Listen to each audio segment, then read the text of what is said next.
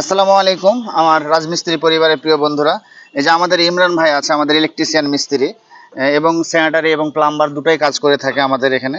তো যাই হোক, আমরা যে কথাটাই আমি বলতেছিলাম, ভাইজান আপনি যে ফ্যান বক্স যে না দিয়ে আপনি এই রডটা কিসের জন্য আপনি ব্যবহার করতেছেন?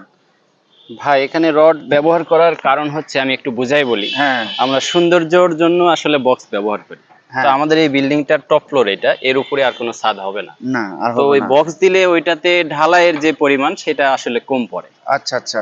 ওইটাতে ক্র্যাক করার একটা সম্ভাবনা থাকে, সম্ভাবনা যেহেতু আছে। এটা লাস্ট টপ ফ্লোর, এর উপরে কোনো ছাদ নাই, সেই জন্য আমরা এই রডটা ব্যবহার করছি। এখানে আরেকটা বিষয় আপনি খেয়াল করছেন কিনা, জি ভাই, বলেন। যে ফ্যানের রডের কাছেই একটা পাইপ দেওয়া আছে। হ্যাঁ, হ্যাঁ, আসলে এটা দেওয়ার কারণ হচ্ছে আমরা যখন এই পয়েন্টটা সাইডে রাখি, হ্যাঁ। তাহলে এখান থেকে একটা তারের কানেকশন দিয়ে ফ্যানে দিতে হয়, আচ্ছা, তাই আচ্ছা। তারটা দেখা যায়।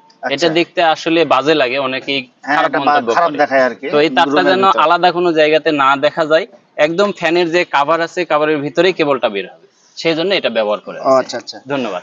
তো ঠিক আছে, আমার রাজমিস্ত্রি পরিবারের প্রিয় বন্ধুরা, আপনারা আমাদের ইমরান ভাইয়ের যে আমাদের বক্তব্য আমরা শুনলাম। তো আসলে আমাদের এই কাজটি আমাদের কেমন হয়েছে এবং আপনারা সকলে আমাদের রাজমিস্ত্রি পরিবারে সকলে কমেন্টে ইনশাল্লাহ বলবেন।